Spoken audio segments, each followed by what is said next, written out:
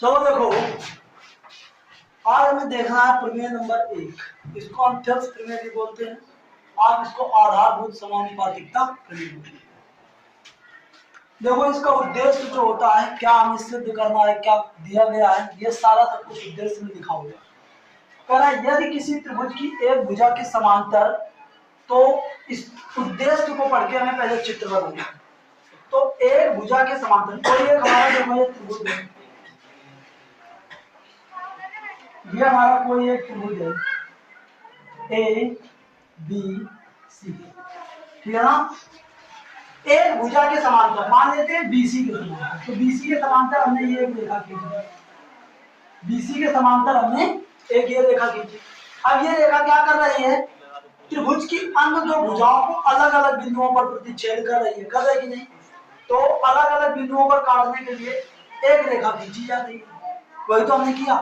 तो अब कह रहा है सवाल में अभी निकालना क्या है, तो कह रहा है ये जो रेखा खींची गई है इन भुजाओं को समान अनुपात में विभाजित करती है। ये जो रेखा खींची गई, मैं इस रेखा को मान लेता हूं डी और ई। तो ये जो हमारी डी रेखा खींची गई है वो ए बी और ए सी को समान अनुपात में विभाजित करती है, ये हमें सिद्ध करना है। तो देखो हमारा इसमें दिया क्या गया है, सबसे पहले तो हम ये लिखेंगे, दिया क्या है, त्रिभुज एबीसी में भुजा बीसी के समांतर रेखा डीई है, जो रेखा AB, जो भुजा AB व AC को D व E पर प्रतिच्छेद करती है। D व E पर क्या करती है, प्रतिच्छेद करती है। इतनी बात तुम्हारी दी गई, ठीक। आपको बिल्कुल ऐसा ही लिखना है, कुछ इधर उधर नहीं, जो आपको इसमें दिख रहा है, जो आपने किया वही लिखना बना के अपने शब्दों। इसके बाद सिद्ध क्या करना है, देखो सिद्ध क्या करना है, सिद्ध करना है हमारा, क्या कहा गया था, जो ये समांतर रेखा खींची गई है ना, वो AB और AC को समान अनुपात में विभाजित करती है। अर्थात आपको क्या सिद्ध करना है, AD अपान DB बराबर AE अपान EC। चाहे इसी बात को ये कह दो, AD अनुपात DB और AE अनुपात EC, हमें ये सिद्ध करना है। तो सिद्ध क्या करना है, AD अपान DB बराबर AE अपान EC, ये हमें सिद्ध करना। अब देखो, ये हमारी बिना रचना किए सिद्ध नहीं की जा सकती। और रचना क्यों करते हैं हम, अपने रचना को तभी की जाती है जब हमें किसी जरूरत को पूरा करना होता है। तो कुल मिला के इस सवाल के लिए, इस सवाल को हल करने के लिए जिन जिन चीजों की हमें जरूरत होगी वैसी हम रचना करेंगे, ठीक है ना। तो अब देखो हम रचना करेंगे, अब हम अगला जो हमारा वो होगा, क्या करेंगे, रचना करेंगे। तो रचना कैसे कैसे करते हैं ये थोड़ा सा आपको ध्यान देना पड़ता है। यहाँ पे हम डी से, जो हमारा डी है उससे हम ए पर एक लंब खींचेंगे, डी से ए पर एक ये लंब खींचा, ये लंब खींचा तो हम ऐसे इसको बना देते हैं, ये हमने लंब खींचा, इसका नाम दे दिया एफ, ठीक है ना। और ई से उसकी सम्मुख भुजा एडी पर एक लंब खींचा, इसका नाम दे दिया जी, ठीक है ना।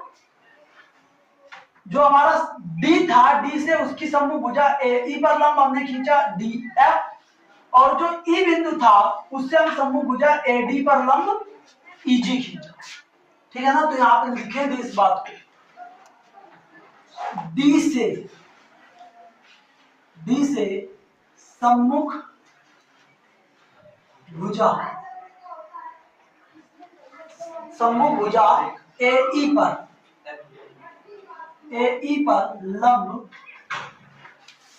डीएफ व ई से सम्मुख भुजा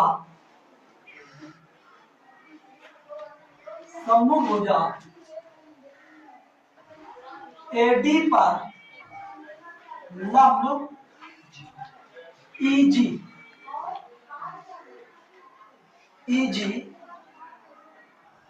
खींचा, ठीक है ना। और फिर क्या किया देखो, फिर हमने डी से सी को मिला दिया, डी से सी को मिला दिया और बी से ई को मिला दिया, डी से सी को मिला दिया और बी से ई को मिला दिया, तथा डी को सी से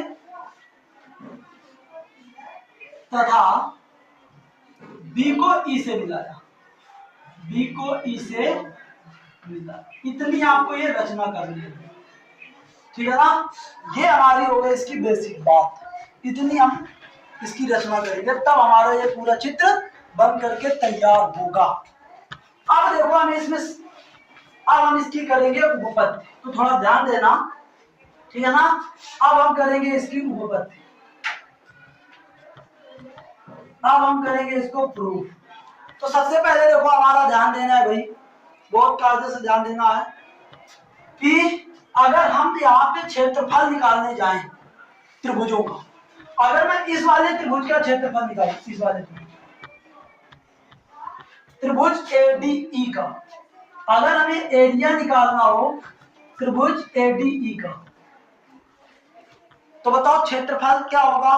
क्षेत्रफल क्या होता है, 1/2 आधार गुणे ऊंचाई। तो देखो आधार हम इसको नहीं ले सकते, क्यों नहीं ले सकते, क्योंकि यहां से हमें ऊंचाई नहीं पता। हम किसी ऐसी भुजा को आधार माने जिसके लिए हमें लंबवत ऊंचाई पता हो, तो हम इसको आधार ले लेते हैं, इसको आधार लेते हैं। तो आधार हमारा ये अगर हो जाएगी तो ऊंचाई ये होगी क्या, तो यहाँ पे हमारा 1/2 और आधार हमारा कितना, आधार हमारा हुआ एडी और ऊंचाई हमारी कितनी हुई जीई, जी बात हो गई। फिर इसके बाद देखो अगर मैं यहां से ये एक त्रिभुज ये लूं, ये वाला त्रिभुज देखो, ये दिखाई दे रहा है, कौन सा त्रिभुज, डीबीई। तो यहां पे अगर मैं एरिया निकालूं किसका, त्रिभुज डीबीई का, तो बताओ इसका एरिया क्या होगा। देखो अगर मैं इसको आधार ले लूंगा तो मुझको ये ऊंचाई नहीं पता, तो आधार अगर मैं इसको लूं तो इसके लिए मुझे ऊंचाई पता है। ऐसा भी तो हो सकता है, देखो ऐसा, मैं थोड़ा सा अलग चित्र बना देता हूं, ऐसा कि ये हमारा कोई त्रिभुज हो और यहाँ पे ये आपका ये लंब डाला गया हो, ऐसे ये आपका ऐसे लंब डाला गया हो, तो आधार हमारी ये लेनी पड़ेगी और ऊंचाई फिर आपको ये लेनी पड़ेगी। ये ऊंचाई नहीं ले सकते क्योंकि ये वाला कोण 90 अंश का नहीं है, तो ये ध्यान देना। तो ऊंचाई की आप चाहे तो रचना भी करें, लेकिन ऊंचाई लंबवत होनी चाहिए। तो यहाँ पे देखो अगर मैं ये आधार लूंगा तो इसके लिए ऊंचाई यही है, तो यहाँ पे हमारा 1/2 आधार हमारा अगर मैं डीबी लूं तो फिर ऊंचाई हमारी इसके लिए क्या होगी, जीई ही होगी, ऊंचाई हमारी इसके लिए क्या होगी, जीई। तो देखो ये दो बातें हमको पता लगी। अब मैं इन दोनों का क्या करा दूं, भाग, इन दोनों का क्या करा दूं, भाग करा दूं। तो यहाँ पे हमारा एरिया ऑफ त्रिभुज एडीई अपॉन एरिया ऑफ त्रिभुज डीबीई, डीबीई बराबर बताओ क्या आएगा, 1/2 से 1/2 कट जाएगा, जीई से जीई कट जाएगा, तो ये हमारा क्या आ जाएगा, एडी अपॉन डीबी। ये हमारा संख्यात्मक रूप से इतना हो गया, संख्यात्मक रूप, ठीक है ना। संख्यात्मक रूप में मैं इसलिए बोल रहा हूं क्योंकि एरिया में हालांकि 2 साइड होनी चाहिए, 2 भुजाएं होनी चाहिए। तो ये भुजा तो देखो हमारी यहाँ से विभाजित हो जाती है, ठीक है ना, कट गई। अब आगे देखो, अब आगे देखो, अब हम दूसरी और बात करें। अब फिर हम यही त्रिभुज लेंगे, ये वाला, फिर यही त्रिभुज लेंगे। अब पुनः हम यही त्रिभुज लेते हैं, त्रिभुज एरिया निकालते हैं आप एईडी का, एईडी का। एरिया निकालते हैं। तो अब बताओ 1/2 आधार क्या इसको नहीं ले सकते, ऊंचाई क्या इसको नहीं ले सकते, क्योंकि अभी तो लंब डाला गया है ना। तो हमारा आधार हमने ले लिया क्या AE, और ऊंचाई क्या ली DF। ऊंचाई क्या लिया DF, ऊंचाई क्या ली DF, ठीक है ना। ऊंचाई सरल लंबवत होगी, ठीक है ना। आगे फिर दूसरा एरिया, अब देखो अब दूसरा त्रिभुज हमें कौन सा लेना है, ये वाला त्रिभुज, ये वाला। तो ये कौन सा त्रिभुज है, EDC, एरिया ऑफ त्रिभुज EDC में। तो ये कितना हो जाएगा 1/2 आधार, अब इसके लिए ले लोगे EC। तो बताओ ऊंचाई तुमको क्या लेना पड़ेगा, ये तो ऊंचाई ले नहीं सकते क्योंकि मैंने कहा ऊंचाई लंबवत होती है। तो यही त्रिभुज की देखो ये वाली भुजा आगे बन के गई है डॉट डॉट, और ये हमारा लंब है। तो आपको लंब कौन सा ऊंचाई कितनी लेनी पड़ेगी, DF लेना पड़ेगा। अब इन दोनों का भाग करा दो, तो जब इन दोनों का भाग कराओगे तो क्या आएगा, एरिया ऑफ त्रिभुज AED अपॉन एरिया ऑफ त्रिभुज EDC बराबर देखो हमारा कितना 1/2 ये कट जाएंगे, भाग कराने पर DF कट जाएगा, ये हमारा आ जाएगा AE अपॉन ये कितना EC, क्या आ जाएगा AE अपॉन EC। बताओ इतने में कोई किसी की दिक्कत, इतने में किसी को कोई समस्या। आगे देखो नेक्स्ट बात हमारी क्या है, मैंने अब आपको एक चीज पहले बताया था इसकी पहले वाली क्लास में कि देखो यहाँ पे DE जो है वो समांतर है किसके, BC के। DE जो भुजा है वो BC के क्या है, समांतर है, और ये एक ही आधार पर स्थित ये दो त्रिभुज है, एक ये त्रिभुज है और एक ये दोनों त्रिभुज है। तो समांतर भुजाओं के बीच एक ही आधार पर बने त्रिभुजों के क्षेत्रफल बराबर होते हैं। इस बात को मैं लिखूंगा नहीं। तो यहाँ पे आपको यह ध्यान देना है कि जो एरिया ऑफ त्रिभुज DBE होगा वो बराबर होगा एरिया ऑफ त्रिभुज DEC होगा कि नहीं। क्या माने रीजन इसके आगे लिख देना, क्या एक समांतर भुजाओं के बीच एक ही आधार पर बने त्रिभुजों के क्षेत्रफल बराबर होते, ठीक क्लियर हो गई ना। तो ये दोनों बराबर हो गए। बताओ क्या मैं यहाँ पे EDC के स्थान पर EDC बोले चाहे DEC बोले एक ही बात तो है, चाहे EDC बोलो चाहे DEC बोलो क्षेत्रफल तो दोनों का सेम ही है ना, एक ही त्रिभुज की बात हो रही है। तो यहाँ पे अगर मैं इसकी जगह पर एरिया ऑफ त्रिभुज AED अपॉन EDC की जगह पर DBE लिख दूं तो कोई दिक्कत, तो यहाँ ना DBE यहाँ पे हमारा लिखा जाएगा DBE, बदला जाएगा जब तक बदला। देखो यहाँ पे लिखा था क्या EDC, यहाँ पे लिखा था क्या हमारा EDC को चेंज करना है हमारा DBC में, क्योंकि ये दोनों आपस में बराबर है तो चेंज किया भी जा सकता है। तो अब देखो दोनों में इधर का बाएं पक्ष देखो कौन सा त्रिभुज, ये वाला त्रिभुज और बेटे ये वाला त्रिभुज है कि नहीं। इधर का बाएं पक्ष देखो ये वाला त्रिभुज और बेटे ये वाला त्रिभुज ही है, तो मतलब बाएं पक्ष दोनों के सेम है कि नहीं। तो दाएं पक्ष भी हमारे क्या हो जाएंगे, बराबर हो जाएंगे। तो समीकरण 1 व 2 से हमारा क्या होगा, समीकरण 1 व 2 से हमारा क्या हो जाएगा AD अपॉन DB बराबर हो जाएगा किसके, AE अपॉन EC। और यही बात हमें क्या करनी है, सिद्ध करनी है। यहाँ पे थोड़ा सा बस केवल इस बात को ध्यान देना है, बस। यहाँ पे जो हमारा EDC आया था, EDC को हम देखो जो हमारा EDC है वो बराबर है, EDC का जो क्षेत्रफल है वो DBE के बराबर है, तो हमने इसके स्थान पर DBE रख दिया, ठीक है ना। तो हमारे दोनों के बाएं पक्ष सेम हो गए, तो दाएं पक्षों को भी बराबर रख देंगे और यही हमारा क्या जो सिर्फ दोनों होगा वो आ जाएगा। तो ये तुम्हारी है पहली थ्योरम प्रमेय, ठीक है ना। इसको आपको बहुत कायदे से समझ लेना है, एक दो बार प्रैक्टिस करनी है, आराम से आ जाएगी, रटना नहीं है। बहुत लोग क्या करते हैं, प्रमेय रट लेते हैं। रटना नहीं है, मैंने एक एक पॉइंट आपको समझाया।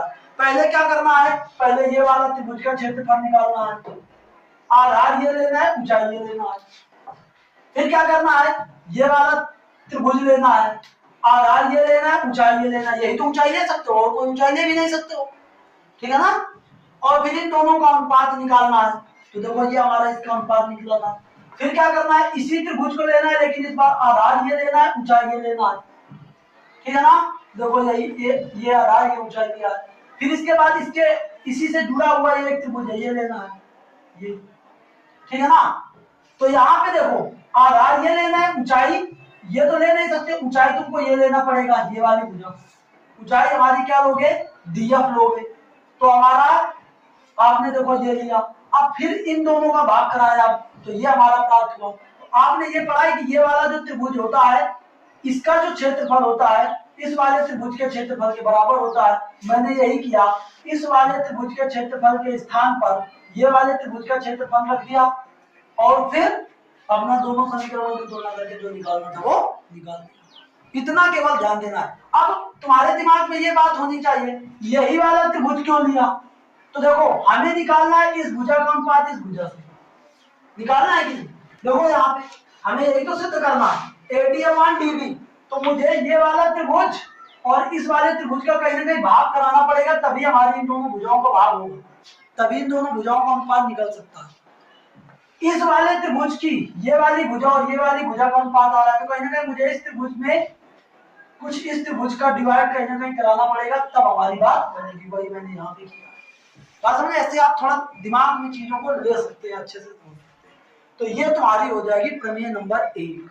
और इसी के बिल्कुल विपरीत है थेल्स प्रमेय का विलोम है प्रमेय नंबर 2, ठीक है ना। लेकिन उसको पढ़ने से पहले इसकी हम थोड़ी उप प्रमेय पर चर्चा करेंगे। इसकी थोड़ी उप प्रमेय भी बनाई जा सकती है, वो क्या क्या होंगी इसको आप लोग ध्यान दें, ठीक है ना। बहुत आराम से इसको एक बार ढंग से पढ़ोगे तो पूरी बात क्लियर होगी। दिया है कैसे लिखा गया, कहीं ना कहीं चित्र बनाया गया, उसी से दिया है लिखा गया। सिद्ध करना है, बाद में देखो जो यहाँ लिखा होता है, दो भुजाएं एक ही अनुपात में विभाजित होंगी, ये हमारा सिद्ध किया गया का पार्ट होता है, ठीक है ना। रचना हमारा क्या करने की जरूरत पड़ी वो आप लिख दोगे, फिर आपको उपपत्ति करना है, बिल्कुल आसान सी चीज है, ठीक है ना। अगर कायदे से समझ जाओगे तो आसान है, नहीं तो कठिन। ना करने वाले के लिए तो सब कुछ कठिन है, ठीक है ना। ना करने वाले के लिए कोई भी छोटा काम भी बता दिया जाएगा तो कर लेंगे, जब कर लोगे तो फिर करते ही रहोगे उसको, कहीं कर ही लो उसको तुरंत, तब तो अच्छा। और ये सोच के ना पढ़ोगे नहीं अब हमको पढ़ना है, जब पेपर देना होगा तब पढ़ लेंगे अच्छे से, बाकी चलेगा, ठीक है ना। पढ़ो तो ये मान के चलो कि आप कल ही हमको पेपर देना होगा, इस हिसाब से अभी पढ़ ले, पहली बार में बिल्कुल क्लियर कर लो, ठीक है ना। क्योंकि देखो ज्यादातर बच्चे जो होते हैं उनको रेखागणित से डर लगता है, और कहीं ना कहीं ये सब रेखागणित का पार्ट है, क्योंकि बचपन से उसने रेखागणित में उन्होंने इतना अच्छा से ध्यान दिया नहीं है। और जब इसको तुम कायदे से चीजों को पढ़ोगे तो कहीं ना कहीं रेखागणित भी आपको इंटरेस्टिंग लगेगी। उसमें तो और भी चीजें आसान होती है, सब कुछ सामने दिखता है, ठीक है ना। अब बताओ ये चित्र में सब कुछ सामने नहीं दिख रहा है क्या, क्या करना है, क्या कैसे करना है, बस ये तुमको दिमाग लगाना है कि कौन कौन सी चीजें कब कब लेनी है, ठीक। तो चलो अब हम देखेंगे इसकी प्रमेय नंबर 2, ठीक है ना। वो हमारा इसका विपरीत होगी। हाँ, इसकी थोड़ी देखो उप प्रमेय समझते हैं। तो उप प्रमेय में हमें इसके ध्यान रखना होगा, जो हमने सिद्ध किया है AD/DB बराबर AE/EC, यही तो निकाला है, AC/EC। बताओ ये निकाला है ना। अब देखो हम इसकी उप प्रमेय की चर्चा करते हैं, उप प्रमेय क्या होती है। तो आपने ये निकाला AD/DB बराबर AE/EC, ये निकाला ना, ये चीज तो आपने निकाली। तो अगर आप बताओ इनके, अगर मैं इनका व्युत्क्रम कर दूं तो क्या कुछ बदलेगा क्या, बताओ। अगर मैं इनका व्युत्क्रम कर दूं, उप प्रमेय में लिख देता हूं, उप प्रमेय 1.1, ठीक, पहली की पहले उप प्रमेय। अगर मैं इसका व्युत्क्रम कर दूं क्या कोई दिक्कत होगी, तो मैं इसका व्युत्क्रम कर देता हूं AD/DB बराबर AE/EC, ईसी को मैं व्युत्क्रम कर देता हूं डीबी अपान एडी और ईसी अपान एई, दोनों पक्षों का व्युत्क्रम कर दिया, कोई दिक्कत? एक किसी पक्ष का व्युत्क्रम नहीं कर सकते, जब करो तो दोनों का करो, ठीक। अब अगर मैं दोनों पक्षों में एक एक जोड़ दूं तो क्या कोई दिक्कत, कुछ अंतर पड़ेगा? सेम नंबर दोनों को जोड़ रहे हो, कोई अंतर नहीं पड़ेगा। अब अगर देखो मैं यहां से लासा ले लूं, क्या आएगा? एडी, यहां से 1 का भाग कराओगे एडी बाहर जाएगा तो यहाँ पे एडी आ जाएगा और ये तुम्हारा डीबी आ जाएगा। यहाँ पे ऐसे ही करोगे तो ये एई हो जाएगा, ईसी प्लस ये कितना? एई, ठीक है ना। तो ये हमारा देखो, अब देखो यहाँ पे एडी प्लस डीबी क्या है, देखो ये एडी है और ये डीबी, एडी ये है और डीबी ये है, तो एडी प्लस डीबी के स्थान पर मैं पूरी भुजा एबी नहीं लिख सकता क्या? तो यहाँ पे मैं सीधा लिख सकता हूँ क्या? एबी अपान में ये हमारा एडी ही रहेगा, रहेगा कि नहीं रहेगा बताओ? बराबर यहाँ पे देखो ईसी, ईसी हमारी इतनी भुजा है, इतनी भुजा है ना, और एई हमारी इतनी भुजा है। तो अगर मुझे इन दोनों को जोड़ा गया है तो पूरा मैं एसी नहीं लिख सकता क्या उसके स्थान पर? तो इसके स्थान पर मैं पूरा लिख सकता हूँ क्या? एसी, और बटे कितना हो गया? एई, एई, ठीक है ना। तो ये हमारी देखो एक बात प्राप्त हो गई। अब मैं चाहूं तो इसी को उल्टा कर लूं, तो उल्टा हमारा क्या होगा? इसका अगर विक्रम करेंगे तो ये हमारा आ जाएगा एडी अपान एबी और बराबर ही हो जाएगा एई अपान एसी। तो ये तुम्हारा इसकी उपप्रमेय है। कुल मिला के हमने क्या निकाला? एडी अपान एबी बराबर एई अपान एसी, ये हमारी इसकी उपप्रमेय होगी। बताओ कोई दिक्कत? अब उपप्रमेय दूसरी क्या होगी? ये उपप्रमेय तुम्हारी पहली हो गई। एक और उपप्रमेय बन सकती है इससे, एक और 1.2, ठीक है ना। तो अब देखो जो लिखा था हमारा वही लिखा रहने दो, एडी अपान क्या लिखा था? डीबी और बराबर एई अपान ईसी। बस कुछ ना करो, दोनों पक्षों में एक एक जोड़ दो, दोनों पक्षों में एक एक जोड़ दिया। बताओ कोई दिक्कत?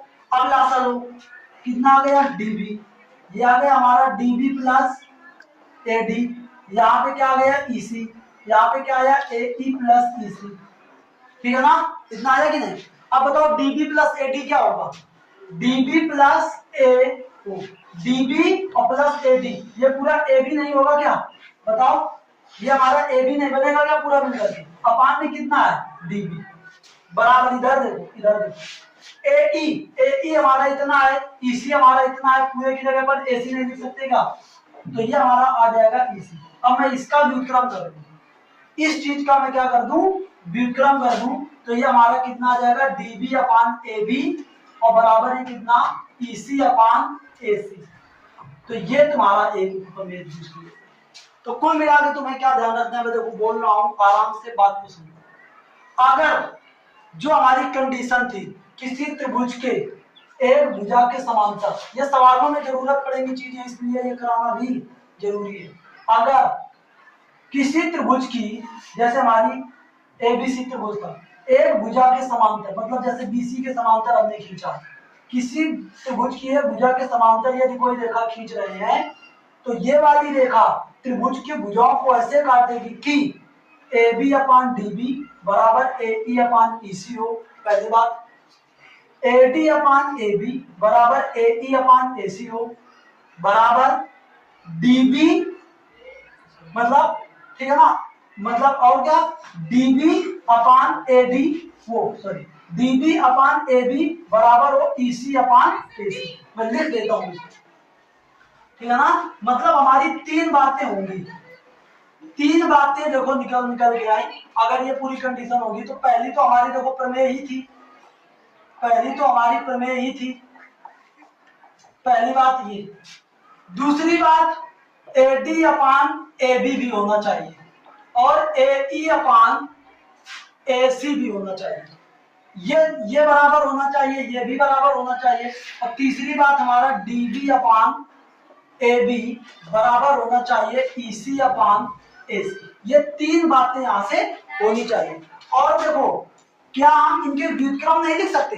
इनके सबके व्युत्क्रम भी तो लिखे जा सकते हैं। तो अगर कहीं पे ये भी लिखने की आवश्यकता पड़े कहीं पे अगर आपको ऐसा भी लिखने की आवश्यकता पड़े तो इसमें आपको दिक्कत नहीं होनी चाहिए। कहीं पे आपको ऐसा भी लिखने की आवश्यकता पड़े तो आपको दिक्कत नहीं होनी चाहिए। ये बात आपको ध्यान दीजिए, ठीक है ना। ये बात आपको अगर ऐसा लिखने की जरूरत पड़े तब भी वही बात होगी, ठीक है ना। तो इतनी कंडीशन हमने पढ़ ली थेल्स प्रमेय से। थेल्स प्रमेय से हमारी इतनी सारी चीजें आ सकती है, ठीक है ना। तो ये हमारी पूरी पहली प्रमेय की कंप्लीट चर्चा आप कह सकते हैं कि बात समझ में आई। सब लोगों को इसका अभ्यास करना है, ठीक है ना। इसके आगे हम प्रमेय नंबर जो 2 होगी, क्योंकि अब ज्यादा समय बचा नहीं है, ठीक है ना। तो दूसरा जो प्रमेय नंबर 2 होगी उसको नेक्स्ट बार, ठीक है ना।